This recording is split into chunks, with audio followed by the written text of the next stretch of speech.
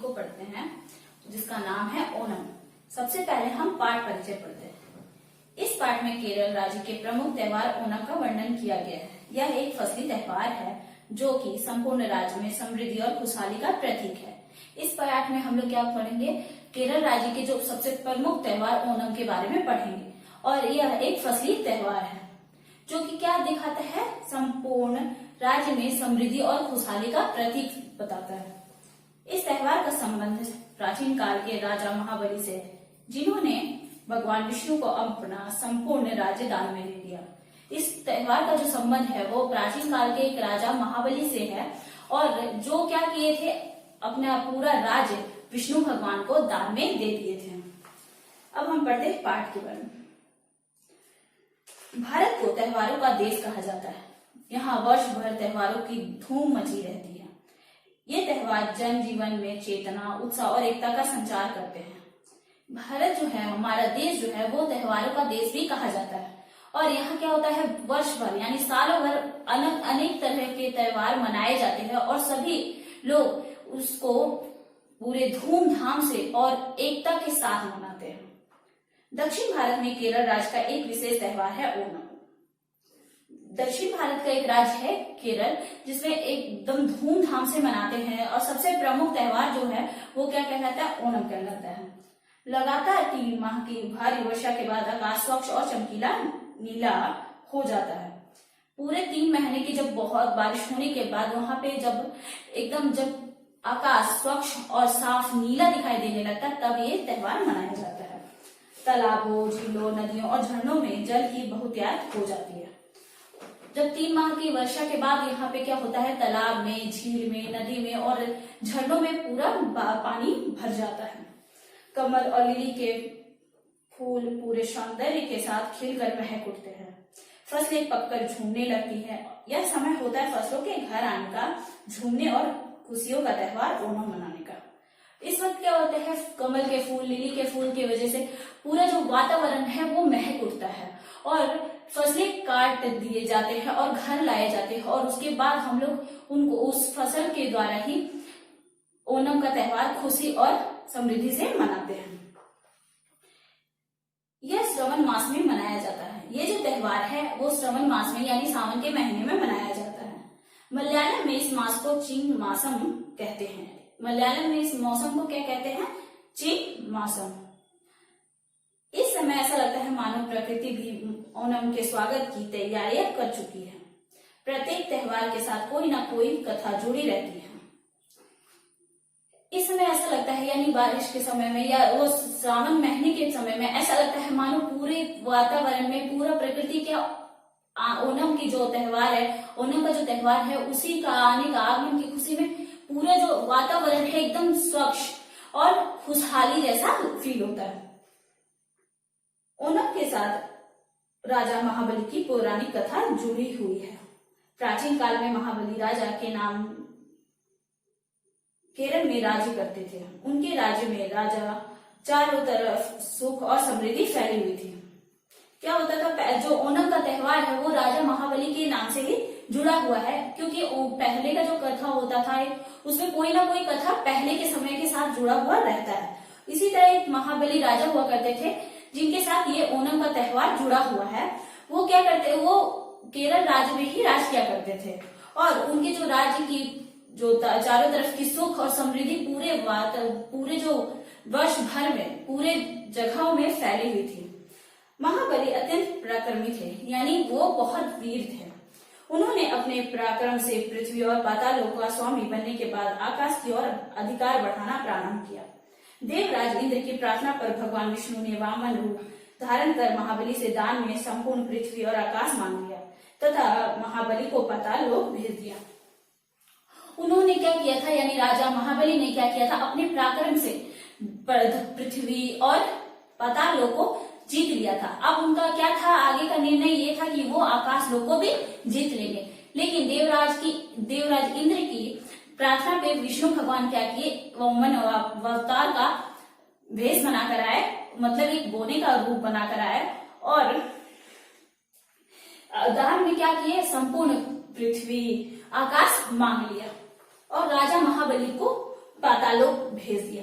राजा महाबली की प्रार्थना से प्रसन्न होकर भगवान विष्णु ने उन्हें वर्ष में एक बार पृथ्वी आने का निमंत्रण दिया, आशीर्वाद भी दिया। मतलब राजा महाबली ने बहुत प्रार्थना की भगवान विष्णु से, तब उन्होंने क्या कहा, विष्णु भगवान ने उन्हें आशीर्वाद दिया कि वो वर्ष में एक बार धरती लोक पर आ सकते हैं, और ऐसा आशीर्वाद देकर उन्हें पाताल लोक भेज दिया। केरल वासियों का विश्वास है कि प्रत्येक वर्ष महाबली तिरुवोनम के दिन केरल में आते हैं। केरल वासियों का ऐसा मानना है कि उनका विश्वास ऐसा है कि वो कहते हैं प्रत्येक वर्ष जो ओणम का त्योहार के समय में, ओणम के त्योहार के समय में क्या होता है, महाबली राजा खुद ही धरती पर और केरल में आते हैं। इस दिन महिलाएं अनेक उनके स्वागत के लिए अपने घरों के प्रवेश द्वार विभिन्न प्रकार से सजाती है और रात्रि में दीप जलाती है। इस दिन क्या होता है, वहां की जो महिलाएं होती है वो पूरे घर को सजाती है, और जो उनका मुख्य द्वार यानी जो मेन गेट होता है वहां और भी अच्छे से प्रकाश करती है और दीप जलाती है। ओणम आनंद और उल्लास का पर्व है। ओणम जो है वो आनंद और खुशी का त्योहार है। यह 5 दिनों तक मनाया जाता है। पहले दिन घर की लिपाई पुताई की जाती है और पास पड़ोस को स्वच्छ किया जाता है।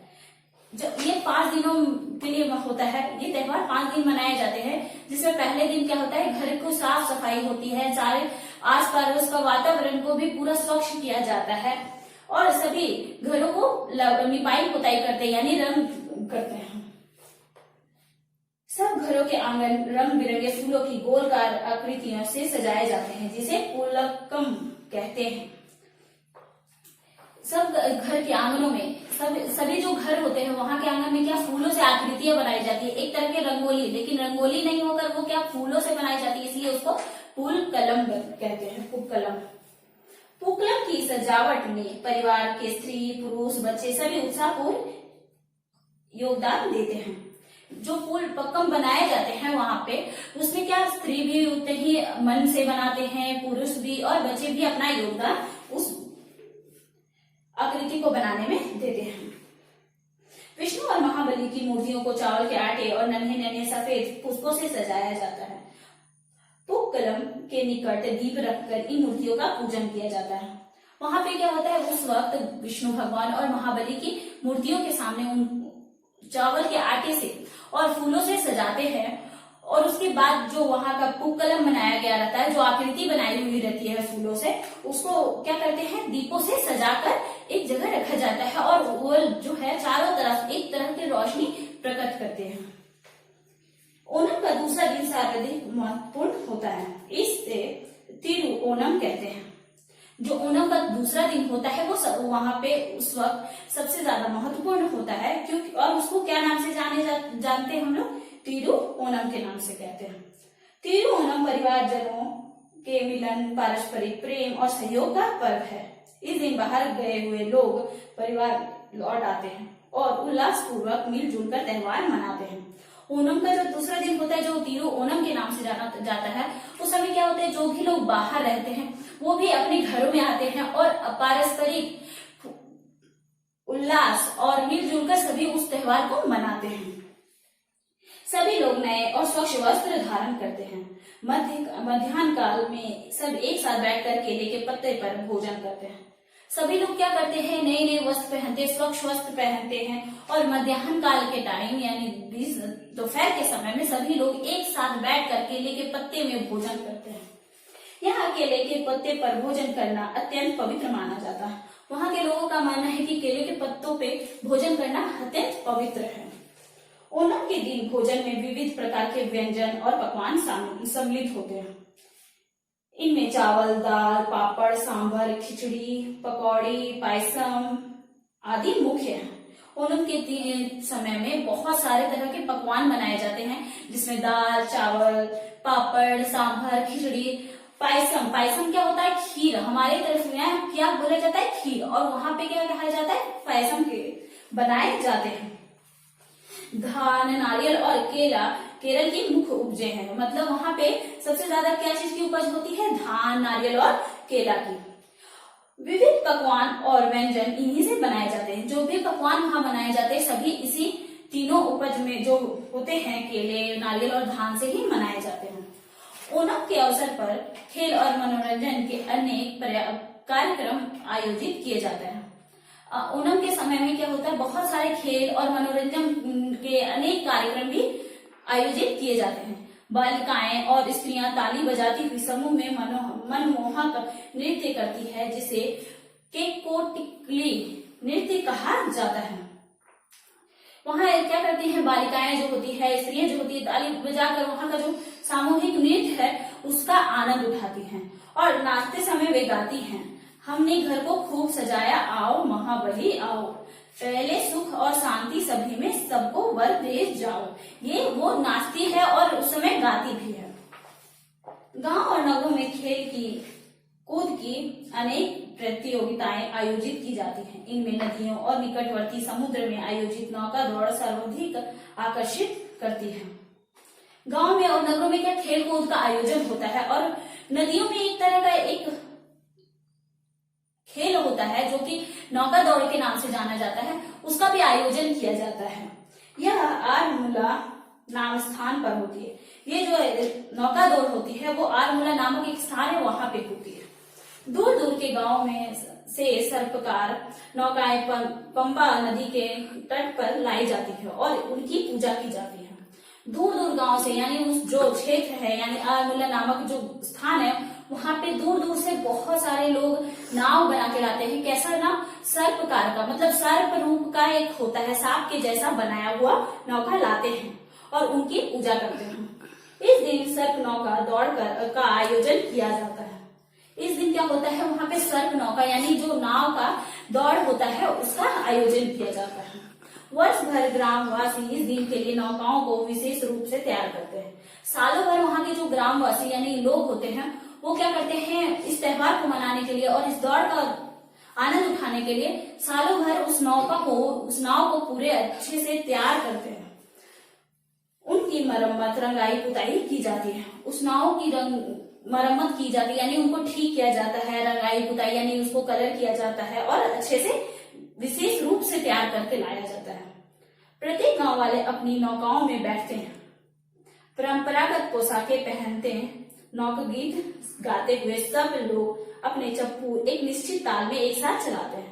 जितने भी वहां पे लोग होते हैं उस नाव में बैठे होते, सभी एक परंपरागत यानी उनका जो पारंपरिक परिधान है वो पहनते हैं और सभी लोग नौका गीत गाते हुए अपने चप्पू को एक निश्चित ताल में चलाते हुए आगे बढ़ते जाते हैं।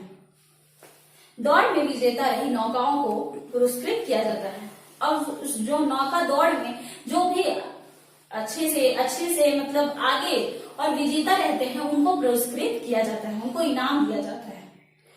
नौका दौड़ को देखने के लिए देश विदेश से भी बड़ी संख्या में पर्यटक आते हैं। उस नौका दौड़ को देखने के लिए बाहर से भी बहुत सारे लोग उस देखने आते हैं और बड़ी संख्या में आते हैं। माना जाता है कि तिरुओणम के तीसरे दिन महाबली अपने को लौट जाते हैं, यानी तिरुओणम के तीसरे दिन क्या होता है, महाबली जो आते हैं धरती पे वो अपने पताल लोक में पहुंच जाते हैं और चले जाते हैं। इसलिए तिरुओणम के दिन आंगन में बनाई गई कलाकृतियां तीसरे दिन हटा ली जाती है। यानी उस दिन क्या होता है, तीसरे दिन जब होता है तो जब महाबली चले जाते हैं उनकी वजह से क्या होता है कि जो वहां की कलाकृतियां बनाई गई होती है उनको हटा दिया जाता है। केरल वासी बीते हुए ओणम की मधुर यादों और अगले ओणम की प्रतीक्षा में पुनः खुशी से अपने कार्यों में लग जाते हैं।